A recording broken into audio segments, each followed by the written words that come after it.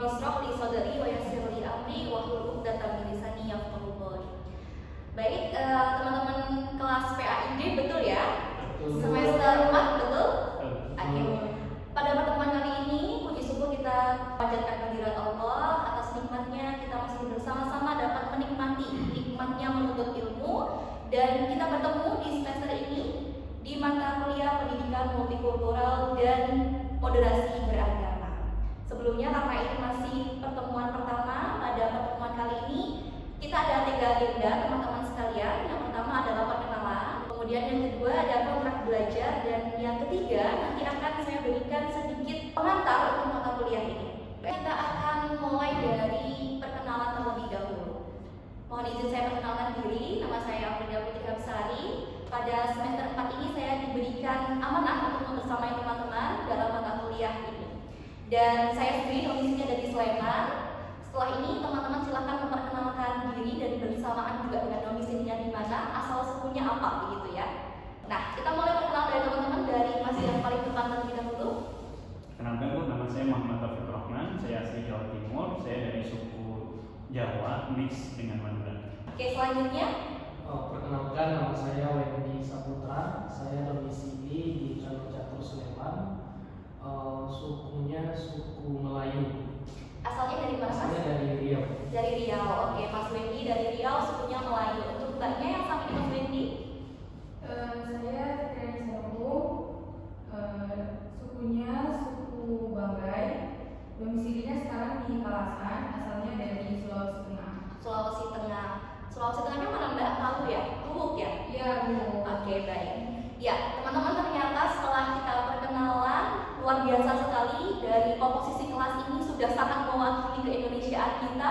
Ada yang dari Jawa mix Madura, ada yang dari Melayu, bahkan ada yang dari Indonesia Tengah ya, dari Sulawesi. Ya, teman-teman, kita akan masuk pada kontrak perkuliahan ya. Di sini bisa teman-teman lihat bahwa ada hak dan juga kewajiban. Hak adalah hak teman-teman yang memang harus dipenuhi, yang kalau terpenuhi, yang harus saya jamin keterpenuhannya dalam perkuliahan ini. Tapi di sisi lain teman-teman juga memiliki kewajiban dalam mengikuti perkuliahan ini. Bisa dibaca sendiri-sendiri ya untuk hak dan kewajibannya. Dan selanjutnya terkait perkuliahan ini, teman-teman akan saya berikan RPS sebagai bahan acuan pembelajaran kita selama 1 semester ke depan. Untuk RPS sudah saya kirimkan di grup kelas ya, bisa sambil dibuka melalui gadget masing-masing sembari saya tampilkan di sini. Ini untuk RPS kita. Di sini ada mata kuliah pendidikan multikultural dan moderasi beragama, bobotnya 4 SKS. Karena 4 SKS ini artinya saya ada teman ya, atau memiliki tim teaching nanti bersama dengan Pak Akbar gitu ya. Tim teachingnya, beliau akan berfokus pada moderasi beragama dan saya akan berfokus pada pendidikan multikultural. Nah, teman-teman, pada perkuliahan ini kita akan masuk pada RPS-nya. Di sini akan teman-teman lihat bahwa ada beberapa materi dalam RPS dari mulai pertemuan kedua sampai dengan pertemuan ke-7 ya, sebelum UTS. Ada materi yang menjadi tugas dari teman-teman untuk membuat makalah dan juga mempresentasikannya, mendiskusikan juga di kelas. Adapun untuk UTS-nya, teman-teman nanti akan diminta untuk praktik mensosialisasikan pendidikan multikultural dengan membuat konten baik di Instagram maupun di TikTok bebas yang berisi sosialisasi pendidikan multikultural. Adapun untuk UAS-nya sendiri, UAS nanti adalah output berupa artikel ya atau mini riset, dan itu tugas berkelompok. Silakan teman-teman juga bisa memilih kelompoknya masing-masing. Mungkin cukup untuk RPS, apakah ada yang perlu dikonfirmasi? Cukup jelas ya? Baik. Jika sudah jelas, kita akan melanjutkan pada pengantar dari mata kuliah pendidikan multikultural. Nah, kita akan mengenal lebih dekat realitas keberagaman yang ada di sekitar kita. Oke. Ya, kita akan mulai dari gambar ini, teman-teman. Silakan teman-teman amati. Ada 4 gambar yang saya cantumkan di situ. Saya akan minta tolong teman-teman untuk memberikan argumentasi teman-teman atau apa saja yang teman-teman pikirkan ketika teman-teman melihat gambar yang ada di layar. Coba dari Mbak Fitri terlebih dahulu. Ketika ketika melihat gambar ini Mbak, apa yang Mbak pikirkan? Perbedaan. Perbedaan, oke, good. Kemudian Mas Wendy, apa yang Mas Wendy pikirkan? Saya melihat itu gambar sekelompok orang yang bersama, walaupun itu berasal dari suku-suku yang berbeda dan warna kulit yang berbeda. Oke, berarti keberagaman ya, bersatu dalam keberagaman, begitu ya Mas ya. Iya. Oke, kemudian Mas Taufik? Yang saya lihat di situ semuanya kebersamaan. Baik, di sini ada 3 poin penting ya teman-teman. Pertama ada perbedaan, habis itu ada kesatuan dan juga kebersamaan begitu. Next, jadi teman-teman apa yang sudah teman-teman sampaikan tadi betul adanya, dan kita akan dihadapkan dengan pertanyaan, mengapa kok bisa ada keberagaman di antara kita? Teman-teman ada yang mau menjawab kenapa kok ada keberagaman nih di antara kita nih? Padahal kita satu Indonesia saja ya, satu negara, kok bisa sangat banyak sekali keberagaman di antara kita? Ada yang mau jawab? Izin Bu. Ya, silakan Mas Taufik. Sepertinya kalau di Al-Quran ada ayat yang menjelaskan itu termasuk fitrah dari Allah SWT. Ya, betul sekali yang dikatakan Mas Taufik tadi. Kita akan masuk pada landasan normatifnya ya. Ini yang akan menjawab pertanyaan tadi. Kenapa kok kita itu berbeda-beda atau ada keberagaman? Landasan normatifnya terletak pada surat Al-Hujurat ayat 13 ya teman-teman, bisa dibaca. Di situ ada firman Allah yang menyatakan bahwa ya ayyuhan nas, wahai manusia, inna khalaqnakum min dzakarin wa unsa, sesungguhnya kami telah menciptakan kamu dari seorang laki-laki dan seorang perempuan, wa ja'alnakum syu'uban wa qabaila lita'arafu, dan kami menjadikan kalian berbangsa-bangsa, bersuku-suku untuk apa? Untuk saling mengenal. Betul sekali.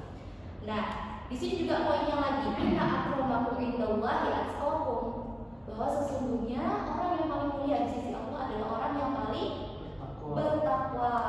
Artinya apa? Artinya walaupun ada banyak sekali keberagaman di antara kita, sudah seyogyanya kita menjadikan keberagaman itu bukan sebagai landasan untuk saling meninggikan diri seperti itu ya. Karena orang yang paling bertakwa di sisi Allah itu adalah yang paling mulia, bukan dari suku mana, bukan dari nasabnya siapa, bukan dari fisik yang seperti apa. Innallaha alimun khabir, sesungguhnya Allah Maha mengetahui lagi Maha mengenal.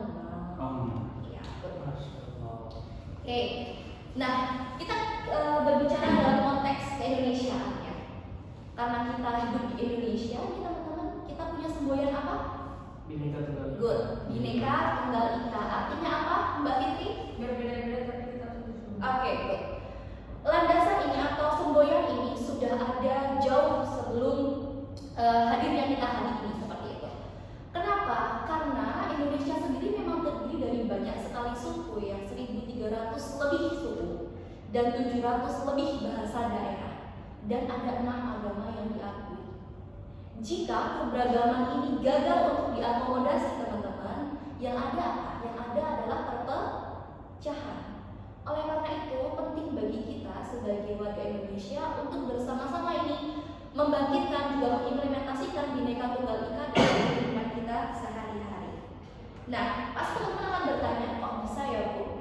Orang-orang di Indonesia ini kan kita satu bangsa. Kenapa kok bisa berbeda-beda? Ya kan? Mungkin di tempat Mas Wendy, pola berbicaranya seperti apa Mas biasanya? Bisa dideskripsikan sedikit? Kami berbicara pakai bahasa Melayu. Oke, bahasa Melayu. Untuk wilayah geografisnya di tempat Mas Wendy seperti apa nih? Perkotaan kah, pedesaan, pegunungan atau seperti apa? Kalau saya sendiri itu di dataran rendah. Dataran rendah. Iya. Oke, cenderung orang-orang berbicara dengan nada yang tidak terlalu tinggi ya Mas ya. Betul. Oke, kemudian Mbak Fitri nih. Mbak Fitri sepertinya di daerah ini ya, laut ya. Iya, saya dari pesisir Bu. Nah, boleh diceritakan Mbak Fitri di daerah pesisir ini seperti apa sih orang-orangnya, budaya berbicaranya seperti apa?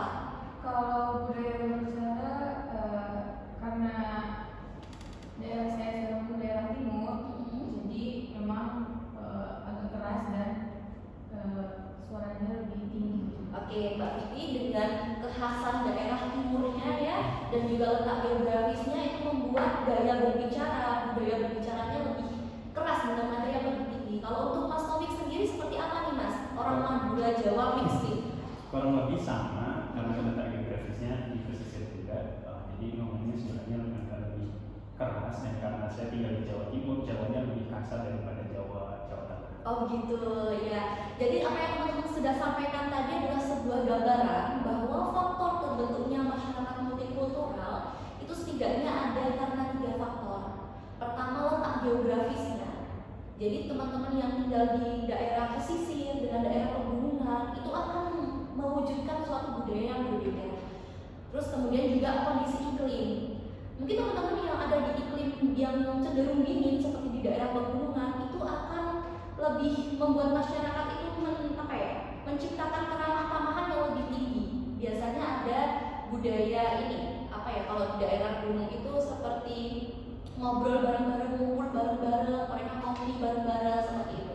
Yang mungkin tidak ditemukan di daerah pesisir ya Mbak Fitri ya. Malam-malam ada yang ngopi di pinggir pantai bareng-bareng gitu nggak Mbak? Bapak-bapak banyak gitu, ada jarang ya, nah seperti itu. Dan yang ketiga adalah pengaruh budaya asing. Artinya apa? Ini juga berpengaruh saling berkaitan dengan letak geografis. Untuk teman-teman yang ada di daerah pesisir, biasanya itu menjadi pusat perdagangan ya, lintas daerah, lintas negara bahkan di saat menurut sejarah Indonesia kan Indonesia juga dijajah itu kan melalui perairan juga ya awal mulanya. Disitulah ada pengaruh budaya asing, di mana orang-orang asing saling bertukar budaya, bahkan di situ ada pernikahan, di situ ada penyebaran agama. Itulah beberapa faktor yang membuat masyarakat multikultur itu hadir di Indonesia. Nah, teman-teman, jika masyarakat multikultur ini gagal diakomodasi secara baik, itu kan tadi saya bilang akan menyebabkan sebuah perpecahan gitu ya, atau minimal akan ada yang namanya konflik budaya. Seperti ini contohnya yang terjadi di mana ini ya, yang di Kalimantan yang antara suku Dayak dan Madura. Ini saya tidak menyebutkan Mas Taufik ya. Oke. Ini yang terjadi ya. Adanya konflik budaya antara masyarakat asli yaitu masyarakat Dayak dengan masyarakat Madura sebagai pendatang. Ini adalah bentuk kegagalan dari masyarakat multikultur yang gagal mengakomodasikan budaya-budaya yang ada itu menjadi harmonis. Sehingga konflik budaya ini penting sekali untuk kita minimalisir, untuk kita tekan. Melalui apa? Nah, salah satu caranya adalah melalui pendidikan multikultural yang akan teman-teman pelajari di semester ini. Oke, untuk pengertian saya rasa teman-teman bisa memahami ya apa itu pendidikan multikultural, bisa untuk mendeskripsikan menurut teman-teman sendiri, dan ini ada beberapa pandangan ahli terkait pendidikan multikultural itu sendiri. Nah, jadi teman-teman kita akan masuk pada tujuan pendidikan multikultural. Sebetulnya kenapa sih kok teman-teman harus banget nih belajar multikultural dan menjadi mata kuliah wajib pada perkuliahan? Kira-kira Mas Wendy kenapa nih? Kenapa nih Mas kok kita harus nih belajar pendidikan multikultural nih? Karena jurusan kita PHI kan, mungkin nanti sebagai seorang guru kita bisa juga mengajarkan kepada anak didik bagaimana multikultural yang bagus. Oke, tujuannya adalah untuk kita mengajarkan kembali. Kalau untuk Mas Taufik? Menurut saya multikultural itu sebuah keniscayaan kita ya, karena Indonesia terdiri dari berbagai kultur. Jadi mau nggak mau kita harus belajar itu biar tidak terjadi perpecahan.